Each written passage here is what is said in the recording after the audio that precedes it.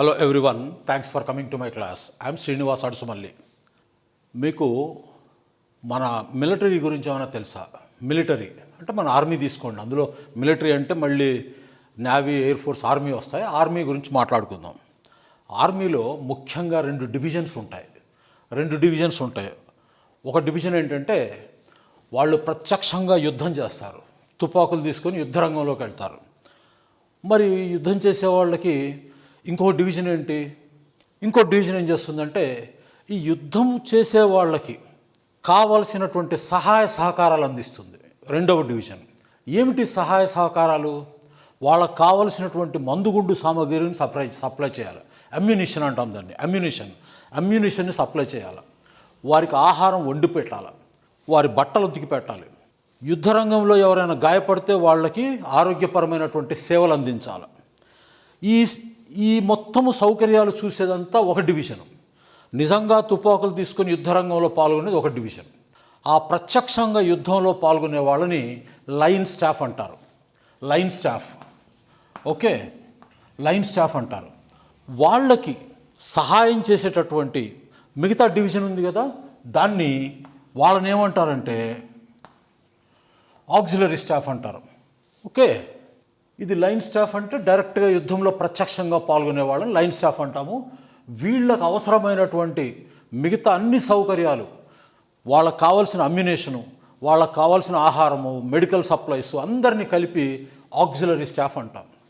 For example, వీళ్ళందరూ ఒక సైట్లో ఉన్నారనుకుందాం. ఉన్నప్పుడు శత్రువులు దండెత్తి వచ్చారనుకుందాం. ఈ క్యాంపులో ఉన్నది ఆ వచ్చినటువంటి శత్రువులను ఎదుర్కోగలిగినంత సంఖ్యాబలం ఇక్కడ ఉన్నటువంటి ప్రత్యక్షంగా యుద్ధంలో పాల్గొనే సైనికులకు లేదనుకుందాం. అంటే వాళ్ళు ఎక్కువ మంది వచ్చారు. వీళ్ళు ఒక 50 మంది ఉంటే వాళ్ళు ఒక 70 మంది వచ్చారనుకుందాం, లేదా 100 మంది వచ్చారనుకుందాం. అటువంటి సందర్భంలో ఈ ఆక్సిలరీ స్టాఫ్ ఏం చేస్తుంది? అమ్మో, నేను వంట మాత్రమే చేస్తాను, తుపాకీ పట్టుకొని అంటుందా? ఏం చేయాలా? తుపాకీ పట్టుకొని అంటే అందరితో పాటు వీడు కూడా పోతాడు.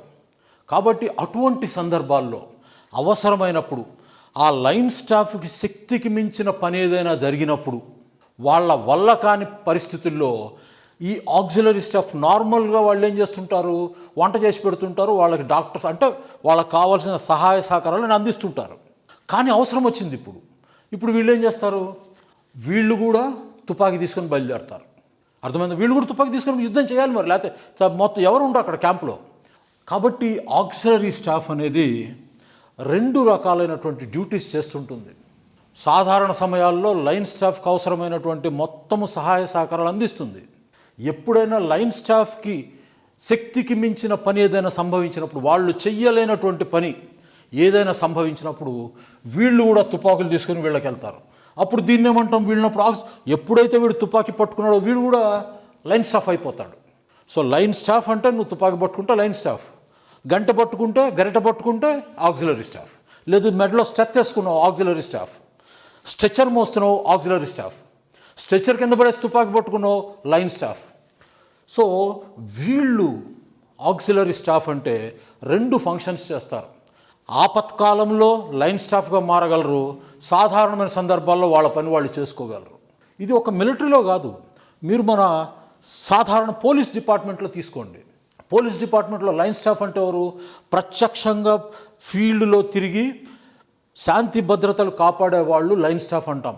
అంటే స్టేషన్లో ఉండేటటువంటి constables, sub inspector, circle inspector, వీళ్ళు ఫీల్డ్లో తిరిగి శాంతి భద్రతలు కాపాడుతుంటారు. వీళ్ళు లైన్ స్టాఫ్. మరి ఇక్కడ ఆక్సిలరీ స్టాఫ్ ఎవరు? ఇక్కడ ఆక్సిలరీ స్టాఫ్ ఎవరు అంటే డిఎస్పీ దగ్గర నుంచి, ఎస్పీ దగ్గర నుంచి వాళ్ళు కూడా అవసరమైన సందర్భాల్లో ఫీల్డ్లోకి వస్తారు. కానీ సాధారణ సందర్భాల్లో ఎస్పీ ఎప్పుడు ఫీల్డ్లోకి వస్తాడా? రాడు. SP auxiliary staff.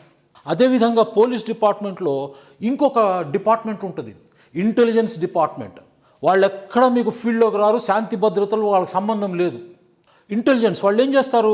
ఇదిగో పలానా పాకెట్లో లా అండ్ ఆర్డర్ సమస్య తలెత్తే అవకాశం ఉంది, మీరు అక్కడ జాగ్రత్తగా చూసుకోండి అని వీళ్ళకి కావాల్సినటువంటి మేధోపరమైన సలహాలు వాళ్ళు ఇస్తుంటారు. ఇదే కాకుండా స్పెషల్ బ్రాంచ్ అని ఇంకోటి ఉంటుంది, వాళ్ళు కూడా ఎస్బీ అంటాం.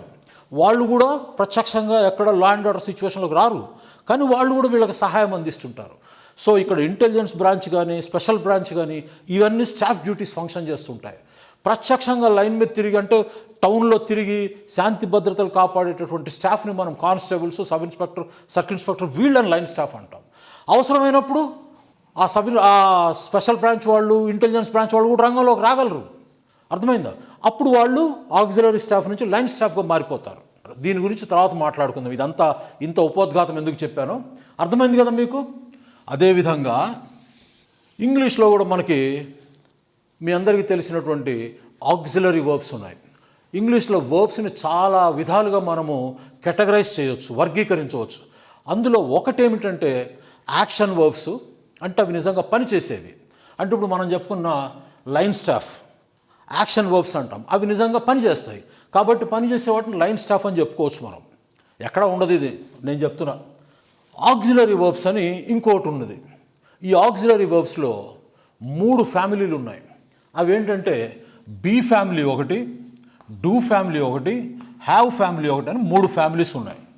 ఈ 3 ఫ్యామిలీస్లో ఇవి కనుక మీకు అర్థమైతే, చాలామందికి అర్థం కాదు, చెప్పేవాళ్ళు కూడా అర్థం కాదు, వాస్తవం ఇది అర్థమయ్యి మీరు నేర్చుకోగలిగితే, వాళ్ళందరూ చెప్పినట్లు నేను అనర్గళంగా మాట్లాడతారు, లేకపోతే నిద్రలో కూడా మాట్లాడతారు, అవి చెప్పను. కానీ సాధారణంగా చేసేటటువంటి తప్పులు చేయకుండా ఉంటారు.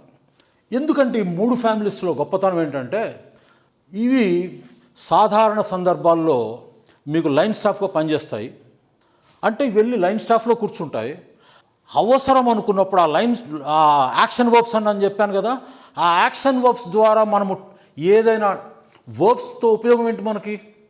ఒక యాక్షన్ ఏ సమయంలో జరిగిందని చెప్పుకోవటానికే కదా. వర్బ్ యొక్క మెయిన్ ఉద్దేశం అదే.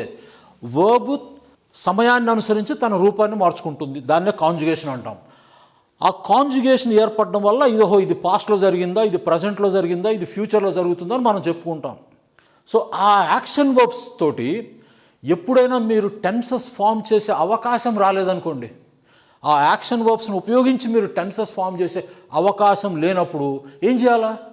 లైన్ స్టాఫ్ వల్ల కాలేదు, మిలిటరీ ఆర్మీలో లైన్ స్టాఫ్ వల్ల కాలేదు, ఏం చేస్తారు అప్పుడు? ఆక్సిలరీ స్టాఫ్ కూడా లైన్ స్టాఫ్కి సహాయం చేస్తుంది, లైన్ స్టాఫ్గా మారిపోతుంది. ఓకే, సో ఎప్పుడైతే మీరు యాక్షన్ వర్బ్స్ వల్ల మీకు కొన్ని టెన్సెస్ ఫామ్ చేయటం రాలేదనుకోండి, అప్పుడు ఇవేం చేస్తాయంటే అవి టెన్సెస్ ఫామ్ అవడానికి వెళ్ళి సహాయం చేస్తాయి, అంతే. సో ఇవి స్వతహాగా యాక్షన్ వర్బ్స్గా పనిచేస్తాయి, ప్లస్ అవసరమైనప్పుడు ఆక్సిలరీ ఫంక్షన్స్ కూడా చేస్తాయి. ఆక్సిలరీ ఫంక్షన్స్ అంటే సహాయం చేయటాన్ని ఆక్సిలరీ అంటారు. ఆక్సిలరీ ఫంక్షన్ అంటే సహాయం చేయటాన్ని ఆక్సిలరీ ఫంక్షన్ అంటాం. సో ఈ బీ ఫ్యామిలీకి వచ్చేటప్పటికి be, am, is, are, was, were, been, being, ఇది ఉన్న ఫ్యామిలీస్లో అతి పెద్దది. డూ ఫ్యామిలీ అంటే do, does, did, done. Have ఫ్యామిలీకి వచ్చేటప్పటికి హ్యావ్, హ్యాజ్, హ్యాడ్, ఈ ఫ్యామిలీస్. అంతేగాని మన ట్యూబ్ ఇంగ్లీష్ మేడం చెప్పినట్టు డూ ఫ్యామిలీ అంటే I, we, you, they, does family అంటే హీ, షీ, ఇట్. అమాయకత్వం. ఏం చేస్తాము? డూ, డస్లు అనేవేమో verbs, I, we, you, they, he, she, ఇట్లేమో ప్రొనౌన్స్. నా ప్రొనౌన్స్ వర్బ్స్ ఒక ఫ్యామిలీ ఎట్లా అవుతుందండి? జాలి కలుగుతుంది వాళ్ళని చూస్తుంటే. అర్థమైందా మీకు? అవన్నీ మర్చిపోండి. ఇవేంటివి? ఇవి 2 ఫంక్షన్స్ చేయగలవు. ఒకటి డైరెక్ట్గా యాక్షన్లోకి వెళ్ళగలవు, 2 అవసరం అనుకున్నప్పుడు ఆ వర్బ్స్ వల్ల కాని పక్షంలో టెన్స్ ఫార్మేషన్లో ఆ వర్బ్స్ వల్ల సాధ్యము కాదు అనుకున్న టైంలో ఇవి వెళ్ళి వాటికి హెల్ప్ చేసి టెన్సెస్ ఫామ్ చేయడానికి ఉపయోగపడతాయి. ఓకే, ఇవి డీటెయిల్డ్గా నేను ఫ్యామిలీస్ వైజ్ తర్వాత చెప్తాను. ఇప్పుడు ఎందుకు చెప్తున్నానంటే ఇప్పుడు క్లాస్ స్టార్ట్ చేద్దాం, అప్పుడు మీకు అర్థమవుతుంది. ఓకే, ఇప్పుడు మీకు present statements, past statements, future statements చెప్పాను. ప్రజెంట్ స్టేట్మెంట్స్లో ఒక ఎగ్జాంపుల్ తీసుకుందాం. There are many books on the table. There are many books on the table కదా. దీనికి నెగటివ్ ఎలా చేశారు మీరు?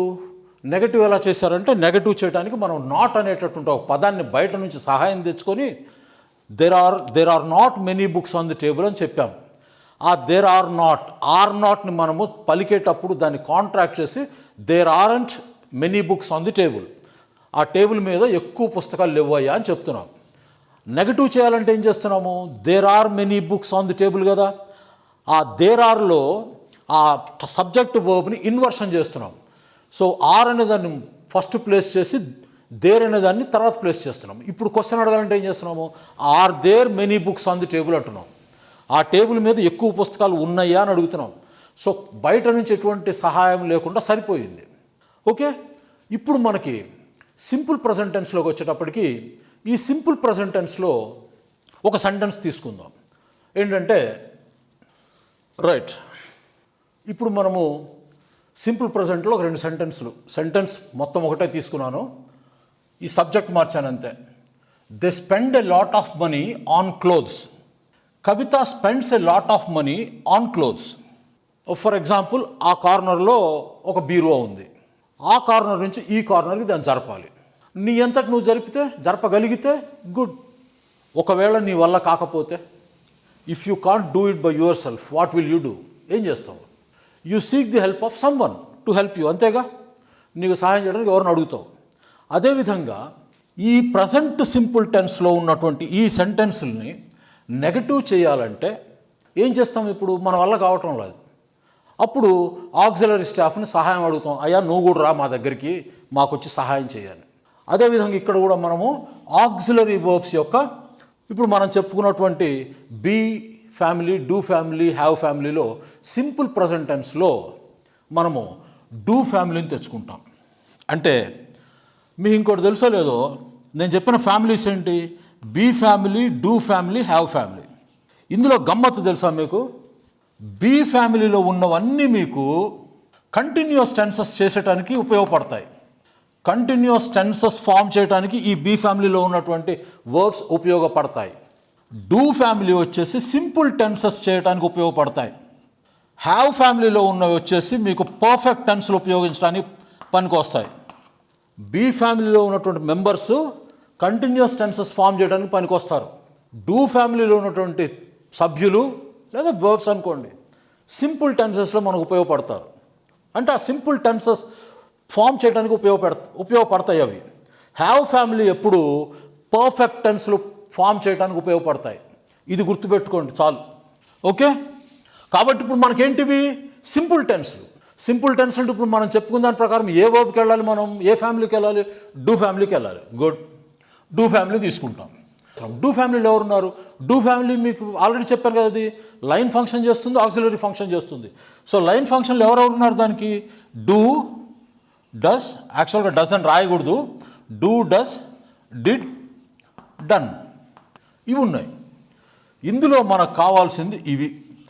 ఇది ఇన్ఫినిటివ్స్, ఇది పాస్ట్ పార్టిసిపుల్ కదా. మనం ఇక్కడ ఏం వాడుతున్నాము? సింపుల్ టెన్సెస్లో ఇన్ఫినిటివ్స్ వాడుతున్నాం. కాబట్టి మనకి ఇవి 2 అవసరము, వీటితో మనకు అవసరం లేదు. ఇవి 2 అవసరం మనకు సింపుల్ టెన్సెస్లో. మనము సింపుల్ ప్రెజెంట్ టెన్స్లో ఈ 2తోటే పని. సో ఇప్పుడు ఇంగ్లీష్ గ్రామర్లో ఈ ఆక్సిలరీ వర్బ్స్ని ఎట్లా డిఫైన్ చేస్తారంటే, auxiliary verbs are used in forming tenses, mood and voice of other verbs. ఇతర వర్బుల యొక్క టెన్స్ మార్చడానికి కానీ, మూడ్ మార్చడానికి కానీ, మూడ్ ఫామ్ చేయడానికి లేదా వాయిస్ ఫామ్ చేయడానికి కానీ ఈ టెన్సెస్, ఈ ఆక్సిలరీ వర్బ్స్ వాడతామని చెప్తాం. సో ఇప్పుడు మనకి ఈ ఆక్సిలరీ వర్బ్స్ తీసుకుంటే, ఈ ఆక్సిలరీ వర్బ్స్లో ఇప్పుడు మనం చెప్పుకున్నాం కదా, డూ, డస్ ఉన్నాయి. డూ అంటే ఏంటి? ఇది బేర్ ఇన్ఫినిటివ్. దీనికి ఇదే ఫామ్లో ఉంది, ప్లూరల్ ఫామ్లో ఉంది. దీన్ని సింగులర్ చేయాలంటే ఈఎస్ కలుపుతాం, డస్ అయింది. ఓకే, కాబట్టి ఇక్కడ మీరేం చేయాలంటే, ఇక్కడ ఈ సెంటెన్స్లో సబ్జెక్ట్ ఏది ఉంది? దే ఉంది. దే అనేది ప్లూరల్ సబ్జెక్ట్. కాబట్టి ఇక్కడ ప్లూరల్ సబ్జెక్ట్ ప్లేస్లో ఇది తీసుకెళ్ళి ఇక్కడ వాడతాం. ఓకే, ఇది కవిత అనేది సింగులర్ సబ్జెక్ట్ కాబట్టి ఇక్కడ ఇది వాడతాం. కవిత సింగులర్ కాబట్టి ఇది సింగులర్, దే ప్లూరల్ కాబట్టి ఇది ప్లూరల్, ఇవి వాడతాం. ఇప్పుడు దీన్ని నెగటివ్ చేయాలంటే మనకి ఇంకో పదం కావాలి కదా, నెగటివ్ మార్కర్ ఒకటి కావాలి కదా. అదేంటది? ఆల్రెడీ మనము స్టేట్మెంట్స్లో నేర్చుకున్నాం, నాట్ అనేటటువంటి పదం తెచ్చుకోవాలి. సో ఇక్కడ దీన్ని నెగటివ్గా మార్చేటప్పుడు డూ నాట్ చేసి ఎక్కడ ప్లేస్ చేస్తాం? ఇది సబ్జెక్ట్కి వర్బ్కి మధ్యలో ప్లేస్ చేస్తాం. They do not spend a lot of money on clothes. ఈ డూ నాట్ మనం పలికేటప్పుడు డూ నాట్ అని పలకకుండా కాంట్రాక్ట్ చేసి they don't spend a lot of money on clothes. They don't spend a lot of money on clothes. అర్థమైందా? తర్వాత ఇక్కడేంటి? కవితకి ఏం తీసుకున్నాము? Does తీసుకున్నాము. దీనికి మళ్ళీ మనము నెగటివ్ మార్కర్ కలపాలి, డస్ నాట్. ఇది కూడా అంతే తీసుకొని వచ్చి ఇక్కడ ప్లేస్ చేయాలి. ఇక్కడ మీరు గుర్తుపెట్టుకోవాల్సింది ఏంటంటే, డస్ నాట్ వాడాము. వాడిన తర్వాత ఇక్కడ ఇది తీసేయాలి. ఎందుకంటే మనకి టెన్స్లో ఏం కావాలండి, అసలు సెంటెన్స్లో ఏం కావాలి? 2 విషయాలు కావాలి. టెన్స్ సరిగ్గా ఉందా లేదా అని చూసుకోవాలి, అంటే టెన్స్ ఫార్మేషన్ సరిగ్గా ఉందా లేదా చూసుకోవాలి. రెండోది ఏం చూసుకోవాలి? వర్బ్ సబ్జెక్ట్ అగ్రీ అవుతుందా లేదా చూసుకోవాలి. సో ఆక్సిలరీ వర్బ్స్ ఏం చేస్తాయంటే they play role in formation of tenses and subject verb agreement. Subject verb agreement ఎవరు చూస్తున్నారు ఇక్కడ? ఇవే చూస్తున్నాయి. ఆక్సిలరీ వర్బ్సే సబ్జెక్ట్ వర్బ్ అగ్రిమెంట్ చేసేస్తున్నాయి. కాబట్టి తర్వాత వాడేటటువంటి ఇన్ఫినిటివ్ మనము బేర్ ఇన్ఫినిటివే వాడతాం. మనకు సబ్జెక్ట్ ఇంక సంబంధం లేదు. ఈ సబ్జెక్ట్ సింగులర్ అయితే ఇక్కడ మనకి ఇది సింగులర్ వచ్చేసింది. కాబట్టి డస్ అనేది సబ్జెక్ట్ వర్బ్ అగ్రిమెంట్ ఇక్కడ జరిగిపోయింది. ఇక్కడ కూడా సబ్జెక్ట్ వర్బ్ అగ్రిమెంట్ ఇక్కడ జరిగిపోయింది. సో ఇక్కడ మీరు ఇంకా spend, spends, eat, eats, runs వాడాల్సిన పని లేదు.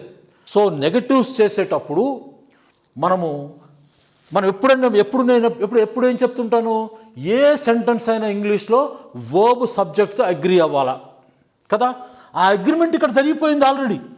కవిత డస్ నాట్, ఈ డస్ నాట్ని మనం చదివేటప్పుడు డజంట్ అని చదువుతాం. Kavitha doesn't spend a lot of money on clothes.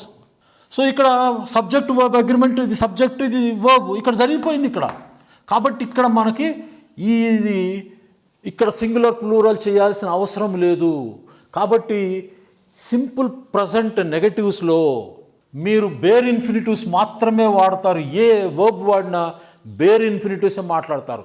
మనకి సబ్జెక్టుతో సంబంధం లేదు. మీరు చూసుకోవాల్సింది ఏంటంటే ఇప్పుడు సబ్జెక్ట్ వర్బ్ ఎక్కడికి మారిపోయింది? డోంట్లోకి మారిపోయింది. ఇక్కడ డజంట్లోకి మారిపోయింది. ఇప్పుడు మీరు చూసుకోవాల్సింది ఈ రెండింటికి అగ్రిమెంట్ కుదిరిందా లేదా, సబ్జెక్ట్కి వర్బ్కి ఇక్కడ అగ్రిమెంట్ కుదిరిందా లేదా, ఇక్కడ సబ్జెక్ట్కి వర్బ్ అగ్రిమెంట్ కుదిరిందా లేదా చూసుకోవాలి. దీంతో మనకు సంబంధం లేదు ఇన్ఫినిటివ్స్తో. ఏ సెంటెన్స్ అయినా మనము బేర్ ఇన్ఫినిటివ్సే వాడతాము. ఓకే, కొన్ని ఎగ్జాంపుల్స్ చూద్దాం. ఇక్కడ కొన్ని ఎగ్జాంపుల్స్ చూద్దాం, చూడండి. I, we, you, they, he, she, it. I, we, you, they. You singular అయినా ప్లూరల్ అయినా మనము ప్లూరల్గానే కన్సిడర్ చేస్తాము. ఐ అనేది సింగులర్ అయినా ప్లూరల్గా కన్సిడర్ చేస్తాము. సో ఇవన్నీ ప్లూరల్ సబ్జెక్ట్స్. ప్లూరల్ సబ్జెక్ట్స్కి డూ అనేది తీసుకొని దానికి నాట్ అనేది యాడ్ చేసాం. డూ నాట్ అయింది. సో మనం కాంట్రాక్ట్ చేసి డోంట్ అంటాం. హీ, షీ, ఇట్ అంటే ఇవన్నీ సింగులర్స్. సింగులర్స్ వచ్చినప్పుడు డస్ అనేటటువంటి సింగులర్ తీసుకున్నాము, దానికి నాట్ యాడ్ చేసి కాంట్రాక్ట్ చేసి డజంట్ అన్నాం. సో ఇక్కడ వర్బ్స్ చూడండి, అన్ని బేర్ ఇన్ఫినిటివ్సే ఉన్నాయి మనకి. Know, buy, listen, talk, want, rain. ఇది రెయిన్ అండి. ఓకే, ఇవన్నీ బేర్ ఇన్ఫినిటివ్స్ ఉన్నాయి.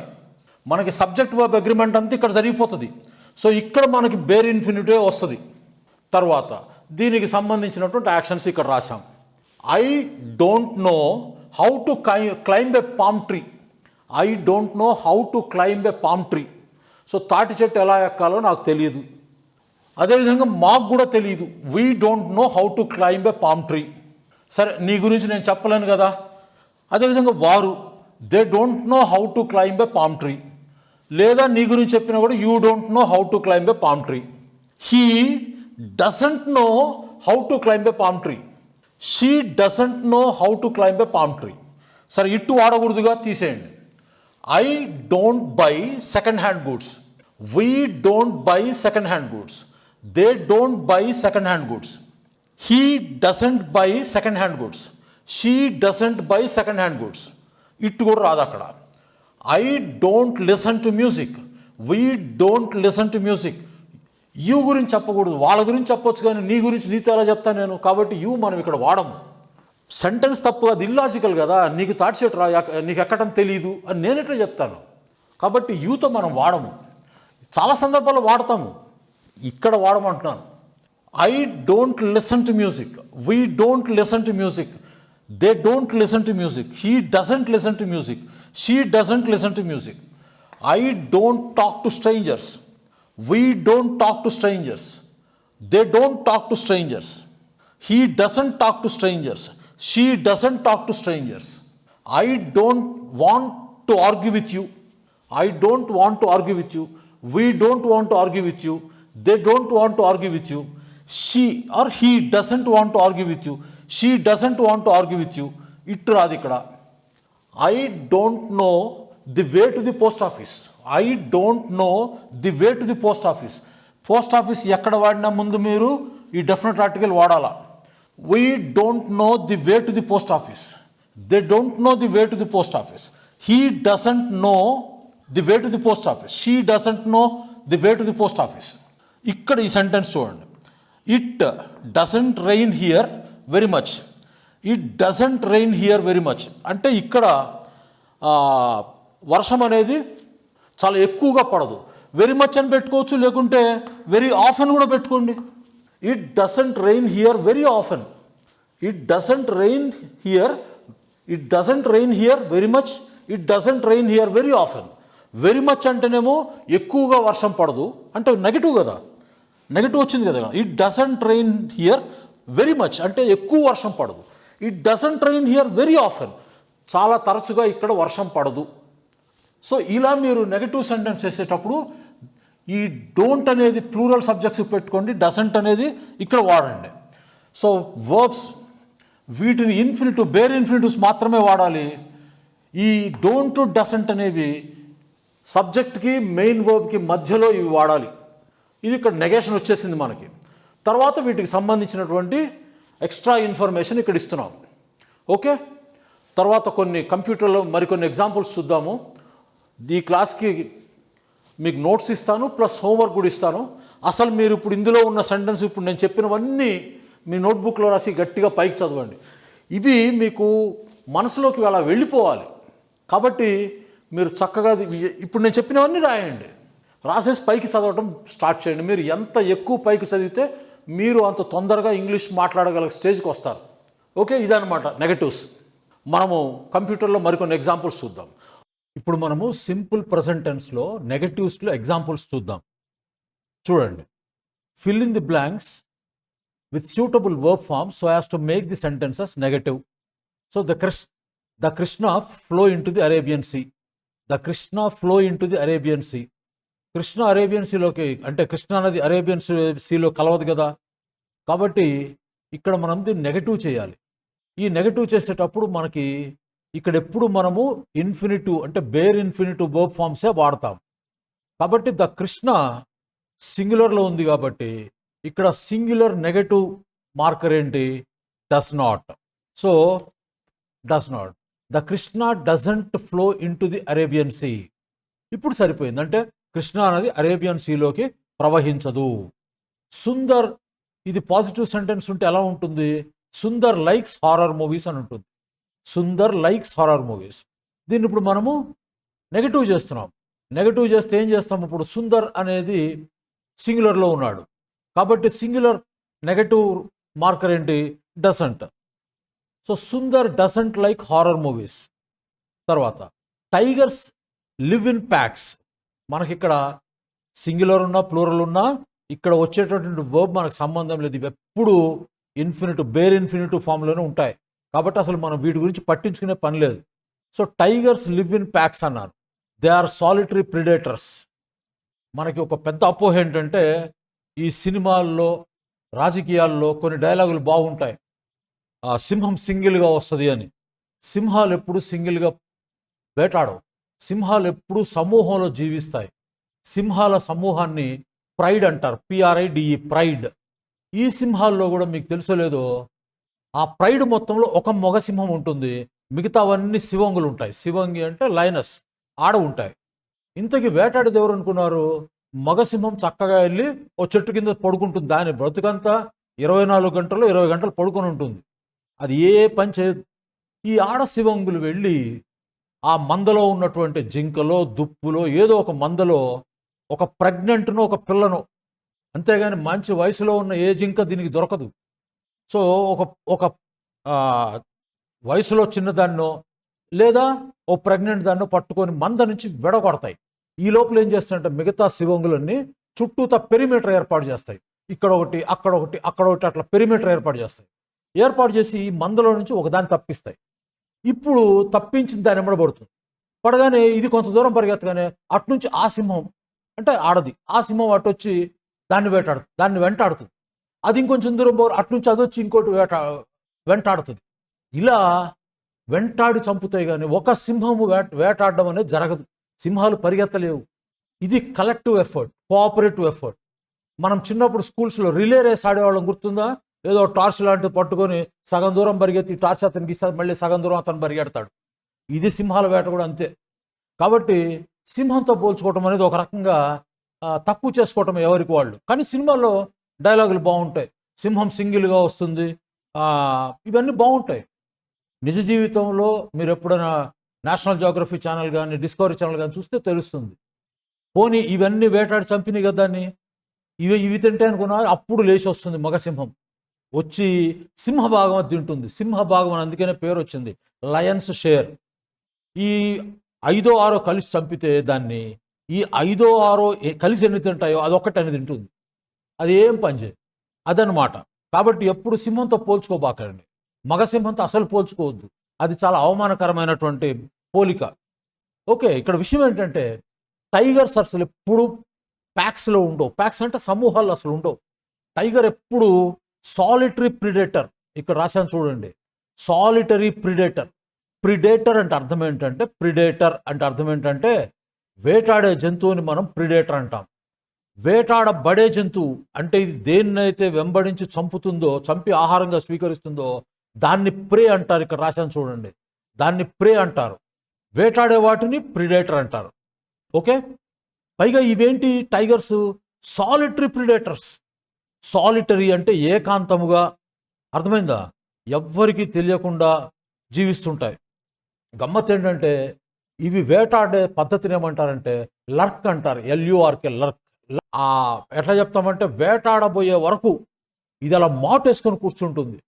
మాటేసుకొని కూర్చొని ఇది ఎవరినైతే వేటాడదలుచుకుంటుందో దాని దగ్గరికి వెళ్ళే వరకు దాన్ని స్టాకింగ్ అంటారు, STALKING, స్టాకింగ్. ఇది స్టాకింగ్ చేసేటప్పుడు కనీసము దాని కాలు ఎండు పుల్ల మీద పడి ఇరిగినా కూడా, పుల్ల ఇరిగినా కూడా సౌండ్ రాదు. అంత జాగ్రత్తగా ఆ ప్రేకి తెలియకుండా అది అక్కడ కూర్చున్నప్పుడు దాని వెనకిది స్టాకింగ్ అంటాం. అలా వెళ్ళి లేదా అక్కడ ఒక దగ్గర కూర్చుండిపోతుంది, దాన్ని లర్కింగ్ అంటారు. అలా కూర్చొని అది ఎంత జాగ్రత్తగా అడుగులు వేస్తుందంటే ఎంత దూరం వెళ్తుందంటే ఆ వేటాడబోయే జంతువు దగ్గరికి, ఇది లేచి నుంచొని లంఘించడం అంటాం కదా, దూకి దాన్ని పట్టుకోవాలి. ఎంత దూరం అయితే దూకగలదో అంత దూరం వరకు వెళ్తుంది. ఆ వేటాడబడే జంతువు కనీసం చిన్న సౌండ్ కూడా వినిపించకుండా వెళ్తుంది. దాన్ని లర్కింగ్ అంటారు. అలా వెళ్ళి అలా కూర్చొని ఆఖరి నిమిషంలో ఒక్కసారి గాండ్రించి పులి ఆ వేటాడబడే జంతువు మీదకి దూకుతుంది. ఆ దూకటాన్ని పౌన్సింగ్ అంటారు, POUNCE, పౌన్స్. పౌన్స్ తర్వాత ఎప్పుడు ఆన్ వస్తుంది, ON, ఆన్. సో ఆ pounced on the tiger, pounced on the ఏదని చెప్పుకోవచ్చు, డీర్. అట్లా. సో గజల్ అన్న కూడా ఆ డీర్ జాతికి చెందింది ఇంకోటి గజల్. సో ఏంటంటే దీన్ని పౌన్సింగ్ అంటారు. ఆఖరి క్షణంలో ఎగిరి దూకి లంఘించి పట్టుకుంటుంది, అంతే, వేటాడదు అసలు. అంటే వేటాడడం అంటే మనకు తెలిసిన చిరుతపులి వేటాడుతుంది చూసారా, ఇది ఇంకా వేటుగా సీన్ లేదు ఇందులో. సో అలా వెళ్ళి ఒక్కసారి గాండ్రించి ఆ లంఘించడాన్ని పౌన్సింగ్ అంటారు. అర్థమైందా? కాబట్టి ఇవి టైగర్స్ అసలు ఎప్పుడూ ప్యాక్స్లో ఉండవు. కాబట్టి ఏం చెప్తాం ఇక్కడ, టైగర్స్ ప్లూరల్ కదా, ప్లూరల్కి నెగటివ్ మార్కర్ ఏంటి సింపుల్ ప్రెజెంట్ టెన్స్లో? డోంట్ కదా. Tigers don't live in packs, they are solitary predators. Okay, తర్వాత ట్రైటర్ ఏం చేస్తాడండి? ట్రైటరు తన దేశాన్ని ప్రేమిస్తాడా? ట్రైటర్ అంటే ఎవరు? దేశానికి ద్రోహం చేసేవాడు. కాబట్టి వాడు తన దేశాన్ని ప్రేమించడు. కాబట్టి ట్రైటర్ అనేది సింగులర్లో ఉంది. కాబట్టి ఇప్పుడు మనకేం రావాలి? డజంట్ రావాలి. Traitor doesn't love his country. తర్వాత our minister address the people. Address అంటే అర్థం ఏంటంటే ప్రజలను ఉద్దేశించి ప్రసంగించడాన్ని అడ్రస్ అంటారండి. So our minister address the people, ప్రజలను ఉద్దేశించి ప్రసంగిస్తాడా? చేయడని చెప్పాలి ఇక్కడ మనం. చెయ్యడు. కాబట్టి అవర్ మినిస్టర్ అంటున్నాం కాబట్టి డజంట్ సింగులర్ కదా. Our minister doesn't address the people. తర్వాత the political parties in power believe in freedom of speech. So ఇక్కడ ఏం రావాలి మనకి? Believe in freedom of speech అంటే వాక్ స్వాతంత్రాన్ని నమ్ముతాయి. నిజంగా చస్తే నమ్మవు. కాబట్టి the political parties in power, political parties అంటున్నాం కాబట్టి ప్లూరల్, కాబట్టి ఏం రావాలి? Don't. The political parties in power don't believe in freedom of speech. అంటే అధికారంలో ఉన్నటువంటి ఏ రాజకీయ పార్టీ కూడా ఈ వాక్ స్వాతంత్రాన్ని ఒప్పుకోదు.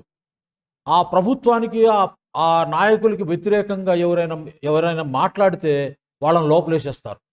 ఓకే, టేబుల్స్ టర్న్ అవుతాయి కదా, వీళ్ళ తర్వాత ఇంకొకళ్ళు వస్తారు. రాగానే ఇప్పటి వరకు కఠినంగా అణిచివేసినటువంటి వాక్ స్వాతంత్రం పదవిలోంచి దిగిపోగానే గుర్తొచ్చి ఇప్పుడు బయలుదేరుతారు. వాక్ స్వాతంత్రం కావాలి, ప్రజలకు వాక్ స్వాతంత్రం కావాలి. ఎవరి మీద? కొత్తగా వచ్చిన ప్రభుత్వం మీద.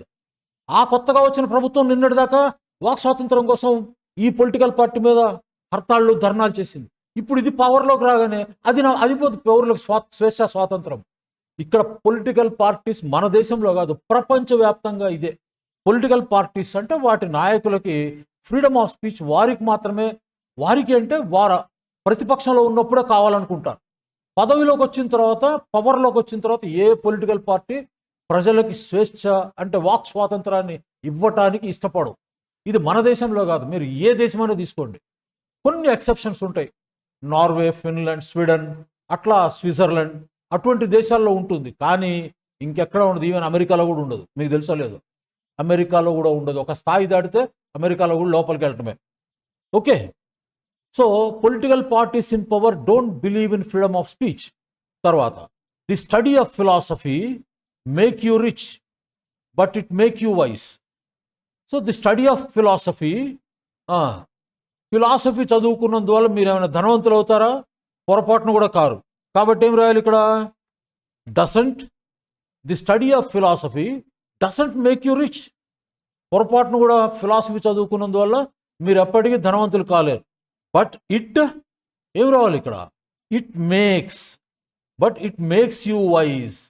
కానీ మనకి జ్ఞానాన్ని ప్రసాదిస్తుంది. ఫిలాసఫీ చదువుకున్నందువల్ల మనకి జ్ఞానం అబ్బుతుంది, బుద్ధి కలుగుతుంది. ఎవరు చదవంగా, డబ్బులు రాకపోతే మనం చదవంగా అసలు. సరే వదిలేయండి. తర్వాత, దిస్ షర్ట్ ఫిట్ మీ. కాబట్టి ఈ షర్ట్ నాకు పట్టడం లేదు. Would you show me a bigger size? ఇలా అడగాలి మనం. ది షర్ట్ ఏం చేయాలి ఇక్కడ? షర్ట్ అనేది సింగులర్ కాబట్టి the shirt doesn't fit me, would you show me a bigger size? ఇక్కడ క్వశ్చన్ మార్క్ కూడా రావాలి కదా. The shirt doesn't fit me, would you show me a bigger size? Amar take a shower before he. ఇది ఇక్కడ ఏంటి? Before he goes to bed. ఇక్కడ negative రావాలి. ఈ అమర్ అనే అబ్బాయి నిద్రకి ఉపక్రమించే ముందు ఎప్పుడూ స్నానం చేయటం అనేది అవకాశమే లేదు, చేయడు. కాబట్టి అమర్ అనే అతను సింగులర్ కాబట్టి Amar doesn't take a shower before he goes to bed. తర్వాత, నా గురించి చెప్పుకుంటే I belong to any political party. నాకు ఏ రాజకీయ పార్టీతోనూ సంబంధం లేదు. ఏం రావాలి ఇక్కడ? ఐ కాబట్టి I don't belong to any political party. తర్వాత, a tyrant heed to the voice of the people. Tyrant heed to the voice of the people. ఇక్కడ టిరెంట్ అంటే ఏంటి అసలు? ఇది చెప్పిన తర్వాత చెప్తాలే. టిరెంట్ అంటే నియంత అండి. నియంతని టిరెంట్ అంటారు. ఈ టిరెంట్ ప్రజల యొక్క అభీష్టాలని, ప్రజల యొక్క మనోవాంఛలని ఒప్పుకుంటారా? వింటారా? గౌరవిస్తారా? ఏ ఉండదు. అదే ఇక్కడ నేను రాసింది. ఏ టిరెంట్ డజంట్ హీడ్. టిరెంట్ అనేది సింగులర్ కదా, డజంట్ హీడ్. హీడ్ అంటే అర్థము జాగ్రత్తగా పరిగణించుట, గౌరవించుట. అంటే ప్రజల యొక్క వాయిస్, ప్రజల యొక్క భావాలను, అభిప్రాయాలను, కోరికలను, వాంఛలను పట్టించుకునే ప్రసక్తే ఉండదు. అందుకే వాడిని టిరెంట్ అంటారు. టిరెంట్ అంటే నియంత. ఈ టిరెంట్ పరిపాలనను ఏమంటారంటే టిరనీ అంటారు. ఇక్కడ రాశాను చూడండి, టిరనీ. తర్వాత, rice grow in cold climates. మనకి వడ్లెప్పుడు అంటే రైస్ ఎప్పుడు మనకి చల్లటి క్లైమేట్స్లో పండదు. రైస్ అనేది ఎప్పుడు వామ్ క్లైమేట్స్లోనే పండుతుంది. కాబట్టి ఇక్కడ కోల్డ్ క్లైమేట్స్లో డజంట్. రైస్ అన్కౌంటబుల్ కాబట్టి సింగులర్గా ట్రీట్ చేస్తాం. కాబట్టి rice doesn't grow in cold climates. తర్వాత, Ravi understand what the teacher says. ఇక్కడ చూసారా, సేస్ వచ్చింది, టీచర్ కాబట్టి. అంటే ఇక్కడ అర్థం ఏంటంటే టీచర్ ఏది చెప్పినా రవికి అర్థం కాదు. ఎప్పుడు ఎప్పుడు కాబట్టి Ravi doesn't understand what the teacher says. తర్వాత you borrowed 1000 rupees from him. అబ్బాయి నువ్వు అతని దగ్గర నుంచి 1000 రూపాయలు తీసుకున్నావు, but you don't intend to repay him. ఇక్కడ యూ అని వచ్చింది కదా, యూ అని వస్తే మనం ప్లూరల్గా ట్రీట్ చేస్తాం సింగులర్ అయినప్పటికీ. కాబట్టి you don't intend to repay him. నువ్వు అతని దగ్గర 1000 రూపాయలు తీసుకున్నావు, కానీ అతనికి తిరిగి ఇచ్చే ఉద్దేశం నీకు ఎంత మాత్రము లేదు. తర్వాత a maverick is a man, నా గురించి చెప్పుకున్నా. A maverick is a man who doesn't, negatives కదా, doesn't follow the established traditions. A maverick is a man who doesn't follow the established traditions. సమాజంలో ఉన్నటువంటి పాతుకుపోయినటువంటి సాంప్రదాయాలని వీడు ఫాలో అవ్వడు. నేను అంటే ఇది పాజిటివ్గా, ఇది నెగటివ్గా కాదు, పాజిటివ్గా. అంటే సమాజంలో ఉన్నటువంటి చెడు అభిప్రాయాలు కొన్ని ఉంటాయి, పాతుకుపోయి ఉంటాయి కూడా, అవి నమ్మం. సమాజంలో మంచిని స్వీకరిస్తాం. సో ఇక్కడేంటి, ఇది positive term. A maverick is a man who doesn't follow the established traditions and who doesn't walk on trodden paths and who doesn't walk and trodden paths. నేనే ట్రాడెన్ పాత్స్ అంటే ఏంటంటే ట్రాడెన్ పాత్స్ అంటే అందరూ నడిచిన దారి నడిచి ఏమైపోతుంది, అక్కడ గడ్డి కూడా మొలవదు. ఆ బాటలో నేను వెళ్ళటానికి నడవటానికి ఇష్టపడను. సో నా బాట నేను వేసుకుంటాను. Who doesn't walk on the trodden paths అంటే అందరూ నడిచిన దారిలో నేను పొరపాటును కూడా నడవను. ఏదో మీకు ఎగ్జాంపుల్ కావాలి అందుకని ఇచ్చాను. తర్వాత వెజిటేరియన్స్ ఈట్ మీట్, తింటారా అండి? తినరు కదా. వెజిటేరియన్స్ అనేది ప్లూరల్, కాబట్టి ఏం రావాలి, డోంట్ రావాలా. ఓకే, సో ఇప్పటి వరకు మనము 16 సెంటెన్సెస్ ఇచ్చాను, కానీ మీకు హోంవర్క్ కింద కావలసినవి ఉన్నాయి. రమారమి 50 సెంటెన్సెస్ ఇచ్చా. సో ఈ క్లాస్లో మీకు హోంవర్క్ ఇస్తాను, తర్వాత నోట్స్ ఇస్తాను.